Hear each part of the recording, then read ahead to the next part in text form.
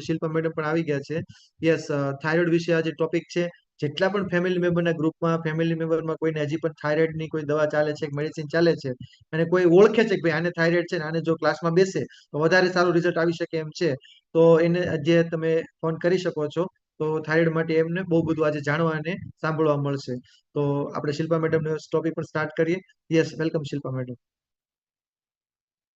Okay, thank you so much, Bhavesh sir and all family members. કેમ છો everyone?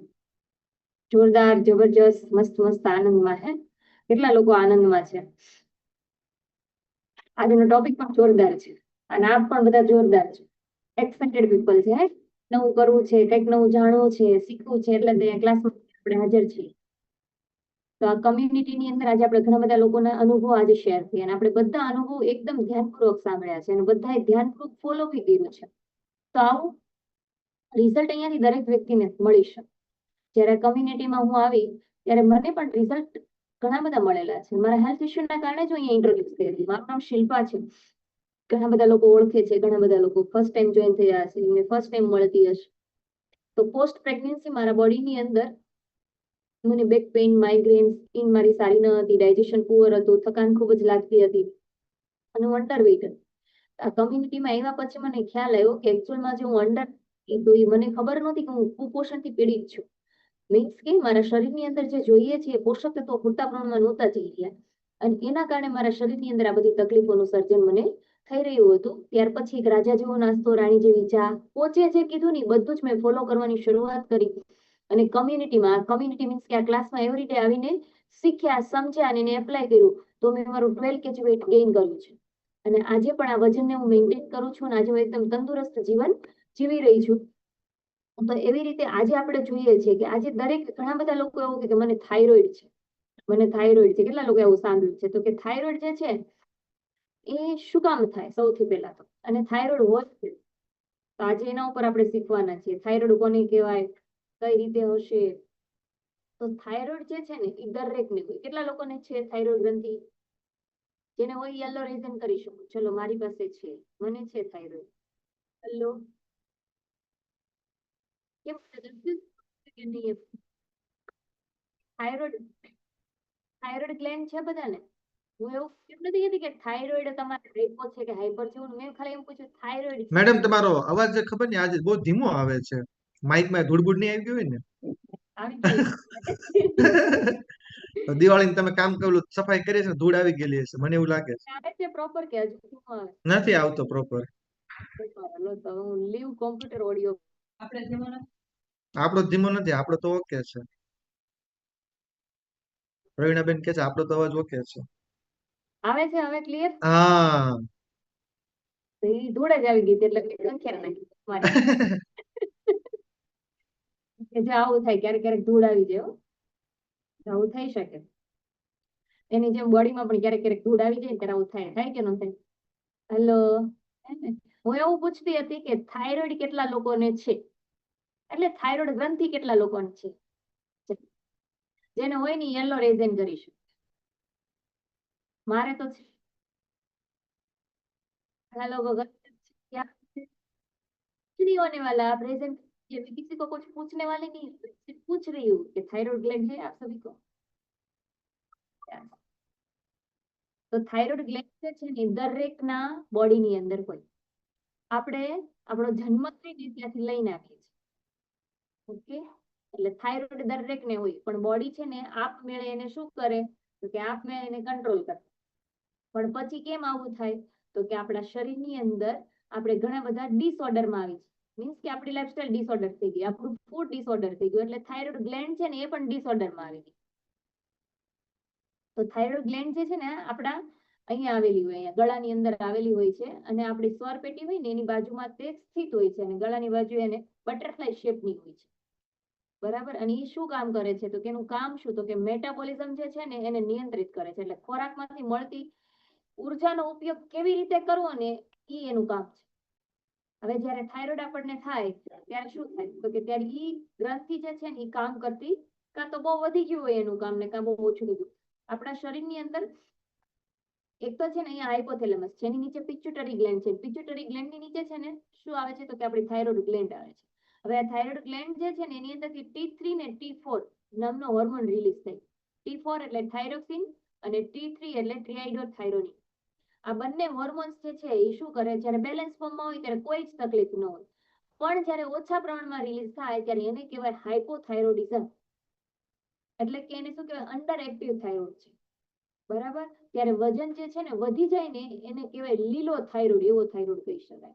પછી આવે છે કે આનું ઉત્પાદન T3 અને T4 જે છે એનું ઓવર એક્ટિવ થઈ જાય, એનું પ્રોડ્યુસ વધારે કરવા લાગે તો એને કહેવાય હાઇપરથાઇરોડિઝમ. જેનું વજન જે છે ને ફૂંક મારે તો ઉડી જાય ને એવા થઈ ગયા, એને કહેવાય સુપોથાઇરોઇડ. આ 2 ટાઈપ ઓફ થાઇરોઇડ હોય છે આપણા બોડીની અંદર. અને જ્યારે થાઇરોઇડ થાય ત્યારે થાઇરોઇડની અંદર આપણને શું શું થઈ શકે, તો સૌથી પહેલું કામ શું છે ખબર છે? તો કે થાઇરોઇડનું મેઇન કામ શું? થાઇરોઇડ જે છે ને મેઇન આપણા 7, આમ જોવા જઈએ તો 7 પ્રકારનું જે હોય ને મેઇન એ આપણું ડેમેજ કરી દે. પહેલું તો કે આપણા શરીરનું મેટાબોલિઝમ છે ને નિયંત્રિત ન રહે. મેટાબોલિઝમ એટલે શું? આપણે જે ખોરાક જમીએ છીએ એ ખોરાકને એનર્જીમાં કન્વર્ટ કરવાનો. એ 2 થી 2.5 કલાકની અંદર જો એનર્જીમાં કન્વર્ટ થઈ જાય તો બોડી માટે બેસ્ટ વસ્તુ છે. પણ જો પછી એનાથી વધારે સમય લે છે અથવા તો એ વહેલા પચી જાય છે તો એ તકલીફ છે શરીરની અંદર. બરાબર. તો આ જે છે એ શું કરે, તો કે 2 પ્રકારના હોર્મોન્સ ઉત્પન્ન કરે છે. અને હોર્મોન્સ તે આપણા શરીરને ઉર્જામાં, જે કંઈ પણ ખોરાક ખાધો છે એને લીધો છે એને ઉર્જામાં રૂપાંતરિત કરે છે. પણ અત્યારે ઓછા બને છે અને વધારે બને તો મેટાબોલિઝમ બહુ ફાસ્ટ થઈ ગયું હોય તો શું થાય, તો પણ કોઈ કામનું નથી. એટલે ટાઈમસર મળે તો જ વધારે સારું છે. બરાબર. યા તો નળની અંદર, આપણા ઘરે કોઈ પણ પાણીનો નળ હોય કે નહીં, એમાં નળ પાણીમાં ધીમું આવે, યા તો એકદમ પાણી જે છે નળ જે છે ને એમ કહેવાય ને કે સાવી ખુલી જ જાય તો ઓવર થઈ ગયું. તો બેમાંથી એકેમાં બેલેન્સ થાય નહીં એટલે આપણી બાલકી ભરાય નહીં એકે. બરાબર. એકમાં ભલે ભરાય પણ એ દુઃખરૂપ બની જાય. તો એની જેમ જ્યારે ઓવર એક્ટિવ થાઇરોઇડ થઈ જાય ત્યારે આપણા માટે દુઃખરૂપ બની જાય છે. પછી આવે છે કે હૃદયના ધબકારા અને રક્ત પ્રવાહને નિયંત્રિત કરે છે. એટલે શું, તો કે હોર્મોન્સ લેવલ જે છે ને યોગ્ય હોય ત્યારે હૃદયના ધબકારાને પણ નોર્મલ રાખે છે. આપણા હૃદયના જે ધબકારા છે ને એને નોર્મલ રાખવામાં પણ એનો બહુ મોટો રોલ છે થાઇરોઇડ હોર્મોન્સ. પછી આવે છે કે વધારે તેજ થાય, વધારે ધબકારા તેજ થાય તો ઓછું થાય તો શું થાય, વધારે ધબકારા હોય તો એ શું કરે, તો કે તેજ થાય, અને ઓછું હોય ઓછું થાય તો ધીમા પાડે. બરાબર. આ બધી વસ્તુ જે કરવાનું કામ છે ને કોણ કરે, તો કે થાઇરોઇડ હોર્મોન્સ. જોઈએ ખાલી થોડો કમજતો પણ કામ એનું શરીરમાં બહુ મોટું છે. પછી આવે છે કે શરીરનું તાપમાન જાળવી રાખે, ટેમ્પરેચર. કારણ કે બોડીનું ટેમ્પરેચર જાળવવું પણ એનું જ કામ છે. જો એ ટેમ્પરેચર ન જળવાય તો આપણા શરીરની અંદર કેટલી તકલીફો થાય ને એ પણ હમણાં આપણે જાણીશું. પછી આવે છે કે શરીરના દરેક અંગોને યોગ્ય ગતિ આપવી, જેમ કે પાચન, પછી હાર્ટ, મગજ, સ્નાયુ. એટલે કે આપણી મસ્ક્યુલર સિસ્ટમ પણ ડેમેજ થઈ શકે. જ્યારે થાઇરોઇડ હોર્મોન્સ પ્રોપર વર્ક ન કરતું હોય ને ત્યારે આપણું કાર્ડિયોવાસ્ક્યુલર સિસ્ટમ પણ ડેમેજ થઈ શકે, આપણું મગજ પણ ડેમેજ થઈ શકે. એટલે કે આપણી બ્રેન હેલ્થ પણ સારી ન રહે, આપણું ડાયજેશન એકદમ પુઅર થઈ જાય. જેમ કે ગેસ, એસિડિટી, અપચો અને કબજિયાત આ થાઇરોઇડના પેશન્ટને ખૂબ જ પ્રમાણમાં આપણને જોવા મળે છે. અને ત્યારબાદ આવે છે કે બાળકોમાં હાડકાં, મગજ અને શરીરનો વિકાસ જે કાંઈ પણ થઈ રહ્યું હોય ને, જ્યારે પ્રેગ્નેન્ટ માતા હોય ત્યારે એના શરીરમાં જે કાંઈ પણ વિકાસ થતો હોય એ બાળકનો જે વિકાસ થતો હોય થાઇરોઇડ હોર્મોન્સથી થતો હોય છે. પણ જો માતાને થાઇરોઇડ હોય તો આ હોર્મોન્સ તો શું થાય, તો કે આ વિકાસ ઓછો થાય બાળક. એટલે ખાસ જ્યારે પણ પ્રેગ્નન્સી કન્સીવ કરવી છે અને જો આપણને થાઇરોઇડ છે તો શું કરવાનું, ડોક્ટરની સલાહ પ્રમાણે આગળ વધવાનું છે. અને સ્ત્રીઓમાં માસિક ચક્ર આપણું જે હોય, જેને કહી શકાય કે આપણે મેન્સ્ટ્રુઅલ સાયકલ જે છે એ પણ ઇરેગ્યુલર થઈ શકે. પીસીઓડી, પીસીઓએસ જેવી તકલીફ પણ આપણને થઈ શકે છે. તો આ જે હતા ને એ બધા એના કાર્યો. હવે થાઇરોઇડ જે છે ને 2 ટાઈપ ઓફ થાઇરોઇડ હોય છે. એમાં પહેલો થાઇરોઇડ જે આવે છે ને આજે આપણે જાણીશું હાઇપોથાઇરોડિઝમ. બરાબર. હાઇપોથાઇરોડિઝમ જે છે ને એની અંદર શું હોય, તો કે T3 ને T4 બંને બહુ ઓછા બને એટલે મેટાબોલિઝમ એકદમ સ્લો થઈ જાય. અને મેટાબોલિઝમ સ્લો થઈ જાય એટલે શરીરના તમામ કાર્યો જે છે એ મંદ ગતિથી ચાલવા લાગે છે. હવે આપણે જોઈએ છે કે થાઇરોઇડના મુખ્ય હાઇપોથાઇરોઇડિઝમના મુખ્ય કારણો શું, તો કે એક તો શરીરની ઇમ્યુન સિસ્ટમ જ્યારે છે ને, ઇમ્યુન સિસ્ટમ જે હોય આપણી થાઇરોઇડ ગ્રંથિને નુકસાન કરે. ઘણી વખત ઓટો ઇમ્યુન થાઇરોઇડિસ. બરાબર. આપણી ઇમ્યુનિટી જે છે એ આપણા થાઇરોઇડ ગ્લેન્ડને નુકસાન પહોંચાડતી હોય. એની પાસે એક મિકેનિઝમ હોય, જે મિકેનિઝમ ખોરવાઈ જાય, બહારનો સેલ અને આપણો પોતાનો સેલ એ ઓળખી શકતી તો એ કેમિકલ લોચો લાગી જાય. આપણે કેમ ઘણી વખત શું થાય, આપણા ઘરે કોઈ વ્યક્તિ આવે ને તો આપણે એને ઓળખીએ, તો ઘણી વખત ન પણ ઓળખીએ. આવું પણ થાય તો એવું જ થાય, અને એને કારણે પણ આપણને થાઇરોઇડ થઈ શકે. પછી આવે છે આયોડિનની ઉણપ. તો આયોડિનની ઉણપના કારણે પણ આપણને શું થાય, તો કે એના કારણે પણ આપણને હાઇપોથાઇરોઇડિઝમ થઈ શકે. પછી દવા અને રેડિયેશન થેરાપી. અમુક એવી દવા આવી હોય ને અમુક એવા રેડિયેશન આપેલા હોય, કેન્સર જેવી બીમારી થઈ હોય ત્યારે, તો ત્યારે પણ આપણને આ થાઇરોઇડ થઈ શકે છે. અને થાઇરોઇડની સર્જરી. ઘણી વખત શું થાય કે થાઇરોઇડનો ભાગ જે છે ને સંપૂર્ણ ગ્રંથિ દૂર કરવાથી પણ હોર્મોનની કમી થાય. ઘણી વખત એવી થઈ હોય, ગાંઠ કે એવું કઈ થયું હોય તો થાઇરોઇડ ગ્રંથિ દૂર કરતી હોય, ત્યારે પણ આપણને થાઇરોઇડ થઈ શકે. અને પિચ્યુટરી ગ્રંથિની તકલીફ પણ હોઈ શકે, કારણ કે પિચ્યુટરી ગ્રંથિ જે છે ને TSH હોર્મોન્સનું ઓછું ઉત્પન્ન કરે, તો એના કારણે એને આદેશ ન આપી શકે, કારણ કે પિચ્યુટરી ગ્લેન્ડ જે છે ને એ TSH દ્વારા શું કરે, તો કે એને આદેશ આપે. T3 ને T4 એ ત્યારે રિલીઝ કરે. હવે ઘણી વખત એવું થાય કે એ બંને રિલીઝ જ ન થતા હોય, તો શું થઈ શકે, ન થાય. હવે હાઇપોથાઇરોઇડિઝમ થાય તો શું થાય, સતત થાક લાગે વ્યક્તિ. એના શરીરની અંદર એટલી એને થકાન મહેસૂસ થતી હોય ને કે ન પૂછો વાત. એને કોઈ એમ કે પાણીનો ગ્લાસ લાવીને આપો, પણ એના બોડીની અંદર તકલીફ જ એટલી હોય એટલે એમને લાવીને આપવાની ઈચ્છા પણ નહીં થાય, અને ઉર્જા નીકળી જાય, કારણ કે શરીરની અંદર શક્તિ જ ન રહે. એવું શરીર થઈ જાય. જેવું હમણાં ઈલા મેડમે રિઝલ્ટ શેરિંગ કર્યું ને, કે એવું દરેક વ્યક્તિ સાથે થઈ શકે. પછી વજન વધવા જ લાગે. પાણી પીવું તો વજન વધે, ભૂખ્યા રહે તો વજન વધે. અને ઠંડી લાગે એ વ્યક્તિને. હાઇપોથાઇરોઇડિઝમ હોય ને એને ઠંડી લાગે વધારે, અને હાઇપરથાઇરોઇડિઝમ હોય ને એને પસીનો ખૂબ જ થશે. જેનું વજન ઘટે એવો થાઇરોઇડ હોય ને એને પસીનો ખૂબ જ થશે. પછી વાળ ખરવા લાગે, ત્વચા એકદમ ડ્રાય થઈ જાય, આપણી સ્કિન પણ સારી ન રહે, ચહેરો અને આંખ ને હાથ ને પગ પફી ફેસ થઈ જાય, આખું ફૂલેલા દેખાય બધી વસ્તુ, બરાબર. ઇન્ફ્લામેશન આવે જેમ કે. પછી યાદશક્તિમાં ઘટાડો થઈ શકે. પછી એકાગ્ર કોઈ પણ જગ્યાએ આપણે ધ્યાન ન કરી શકીએ, આપણું માઇન્ડ જે છે ને એક જગ્યાએ કોન્સન્ટ્રેટ ન કરી શકીએ આપણે, આ પણ વસ્તુ થઈ શકે. આ બધા થાઇરોઇડ, હાઇપોથાઇરોઇડિઝમના બધા લક્ષણો છે કે આવી તકલીફો આપણને થઈ શકે. પછી બહેનોમાં શું થાય, તો કે એને મેન્સ્ટ્રુઅલ સાયકલ અનિયમિત થઈ જાય, અવાજ ભારે થઈ જવો, ખડખડાટ અથવા ખડખડાટ જેવો અવાજ આવતો, એવું બધું થઈ જવું.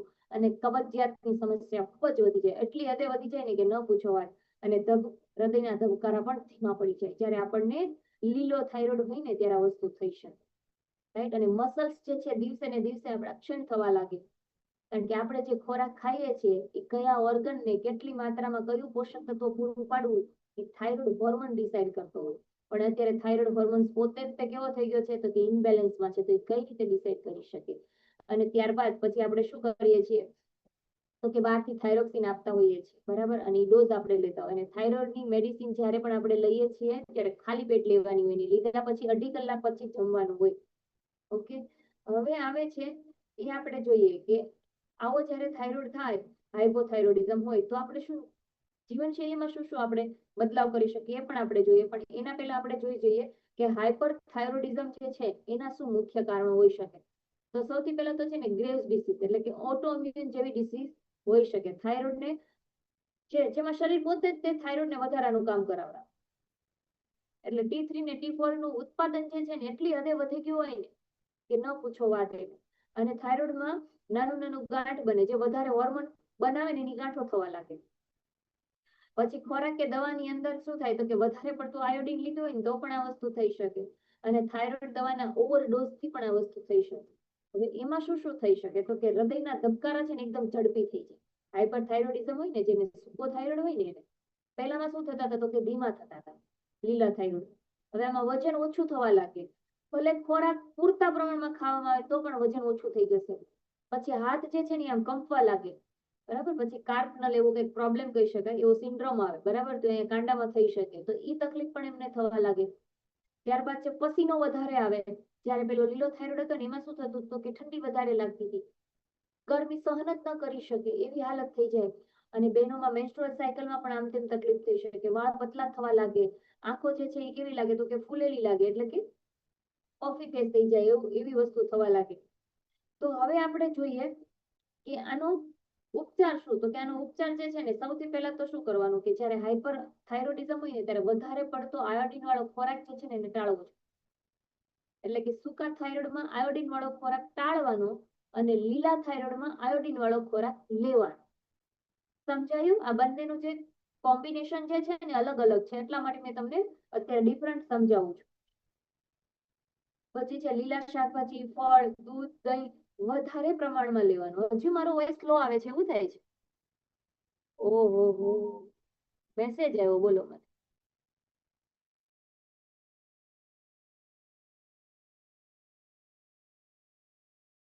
નાઉ ક્લિયર? હેલો, હવે ક્લિયર આવે છે વોઇસ, મીનાક્ષીબેન? ઓકે, મોટેથી બોલું તો બાજુવાળા અહીંયા આવશે કે શિલ્પાબેન કેમ બોલવા માંડ્યા છે બહુ વધારે? બોલો હર્ષદજી.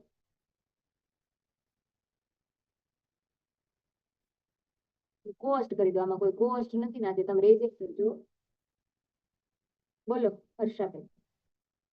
છે ને તમારો ધીમો આવે છે, પરફેક્ટ બહુ ધીમો આવે, સમજાતો નથી બરાબર.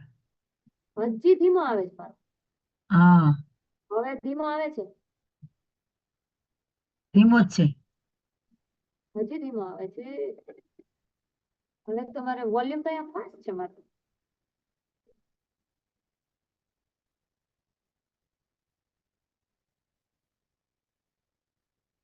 હવે આવે છે વોઇસ ક્લિયર? હવે બરાબર આવે. ક્લિયર? Yes, right. થોડી ચેન્જ કર્યો. યસ, પરફેક્ટ હવે. પરફેક્ટ ને? Yes yes. વચ્ચે વચ્ચે કઈક થઈ જાય, ધૂળ આવી જાય તો કેજો પાછા. હવે નો આવે, હરખું થઈ ગયું હવે. હરખું થઈ. તમે કોસ્ટ થઈ ગયા, બધાને મેં કોસ્ટ કરી દીધા, બધા યેલો રેઝન કરી દીધો, જેટલા સિનિયર છો ને બધા. Yes yes, thank you. Okay, તો લીલા શાકભાજી, ફળ, ફ્રૂટ વધારે લેવા. સમજાણું ને? તો અત્યાર બધું અહીંથી ગયું ને બધાને? હોય ગયું? વાંધો નહીં, હવે ચાલો, વાંધો નહીં, ચાલશે. હોતા હે, હોતા હે. ઓકે. અને મને એવું થયું કે હું તો બધાને આજે નોલેજ આપું, તો નોલેજ તો વહી ગયું. કોઈ વાંધો નથી, ચલો. તો થાઇરોઇડ હોર્મોન્સ, જ્યારે થાઇરોઇડ હોય ત્યારે કરવાનું શું, એ હું તમને અત્યારે ગાઈડલાઈન આપું છું. સૌથી પહેલી વસ્તુ એ છે કે જ્યારે આપણને સૂકો થાઇરોઇડ હોય ને, વજન ઘટે એવો થાઇરોઇડ હોય ને, ત્યારે આયોડિન વાળો ખોરાક ટાળવાનો. વજન વધે એવો થાઇરોઇડ હોય ત્યારે આયોડિન વાળો ખોરાક લેવાનો. બંને ડિફરન્ટ સમજાઈ ગયું? બીજી વસ્તુ છે કે જેમ બને ને એમ લીલા શાકભાજી, ફ્રૂટ નો વધારે ઉપયોગ કરવાનો. ત્રીજી વસ્તુ એ છે કે પૂરતું પાણી પીવાનું. પૂરતા પ્રમાણમાં આપણે વોટર ઇન્ટેક કરી શકીએ. કેટલા લોકોને લાગે છે કે જો પૂરતા પ્રમાણમાં વોટર ઇન્ટેક કરવામાં આવે તો આપણું શરીર જે છે ને એ આપણને શું થાય તો કે લાઈફ ટાઈમ સપોર્ટ કરે. આપણી પાસે એમાં પણ રાણી જેવી ચા છે. રાણી જેવી ચાનું કામ શું તો કે મેટાબોલિઝમ ને બૂસ્ટ કરે. તો રાણી જેવી ચા જે છે ને એ આપણે લેવાની છે ને એવરી ડે લેવાની છે. બીજો એનો બેનિફિટ શું તો કે બોડીને ડિટોક્સિફિકેશન કરે. ત્રીજો બેનિફિટ શું છે એમનો તો કે શરીરની અંદર ડાયાબિટીસ, બીપી, કોલેસ્ટ્રોલ, થાઇરોઇડ જો કોઈ પણ તકલીફ છે થાઇરોઇડ જેવી તો એમાં પણ હેલ્પફુલ થશે. કચરો નીકળી જાય, વજન ઘટવા બહુ વધારે પ્રમાણમાં હોય તો વધારાની ચરબીને રિમૂવ કરશે. તો એ બેસ્ટ વસ્તુ છે ને ડોક્ટર દ્વારા પ્રમાણિત થયેલી વસ્તુ છે જેને આપણે સારી રીતે એવરીડે યુઝ કરી શકીએ. કરી શકીએ કે ના કરી શકીએ? કેટલા લોકો રાણી જેવી ચા લઈ રહ્યા છે? 20 કિલો વજન છે તો 1 લીટર પાણીની જરૂરિયાત છે. જો આપણું 80 કિલો વજન હોય તો 4 લીટર પાણી તો મિનિમમ પીવું પડશે. ડન? અહીંયા સુધી ક્લિયર પાણીનું? ત્યારબાદ આવે છે ફૂડ. તો ફૂડની અંદર છે ને હંમેશા પ્રોટીન રીચ ફૂડ લેવાનું. કારણ કે આપણા શરીરની અંદર જેટલા પણ હોર્મોન્સ બનેલા છે, થાઇરોઇડ હોર્મોન્સ, બરાબર, કોઈ પણ હોર્મોન બનેલો હોય એ પ્રોટીનથી બનેલો છે. એનો મેઇન અણુ જે છે પ્રોટીનથી જ બનેલો છે. એન્ઝાઇમ છે બધા એ પણ પ્રોટીનથી બનેલા છે. તો જ્યારે આપણા શરીરની અંદર સૌથી પહેલા તો હોર્મોનલ એટલે કે હોર્મોનલ ઇમ્બેલેન્સ થાય ત્યારે આપણે પેલા પ્રોટીનની ડેફિશિયન્સી છે આપણા બોડીની અંદર એવું કહી શકાય. અને થાઇરોઇડની તકલીફ છે ને મોસ્ટ ઓફ બહેનોમાં વધારે જોવા મળે અને આફ્ટર ડિલિવરી વધારે જોવા મળશે. કારણ કે એ સમયે બાળકને પોષણ મળી ગયું પણ માતાને યોગ્ય પ્રમાણમાં પોષક તત્વો ન મળ્યા અને એના કારણે થાઇરોઇડ ગ્લેન્ડ જે છે એ કેવી થઈ ગઈ તો કે ઇમ્બેલેન્સ થઈ ગઈ. મીન્સ કે એમાં થાઇરોઇડ હોર્મોન્સ જે છે અનિયમિત રીતે ઉત્પન્ન થવા લાગ્યો છે. તો હવે એના માટે આપણે અહીંયાથી શું કરી શકીએ તો કે આપણો રાજા જેવો નાસ્તો કેટલા લોકો લઈ રહ્યા છે? બરાબર, રાજા જેવો નાસ્તો જે છે ને થાઇરોઇડ, જેમને પણ થાઇરોઇડ છે ને એમના માટે બેસ્ટ છે. કારણ કે એની અંદર અમુક એવા એની સાથે સાથે આપણે ફોર્મ્યુલા 2 પણ પ્રોવાઈડ કરતા હોય છે. ફોર્મ્યુલા 2 જે છે એમાં શું શું થઈ શકે તો કે એની અંદર અમુક આપણે જોઈએ છે કે સેલેનિયમ છે, ઝીંક યુક્ત ખોરાક છે, વિટામિન B12 છે, વિટામિન ડી છે.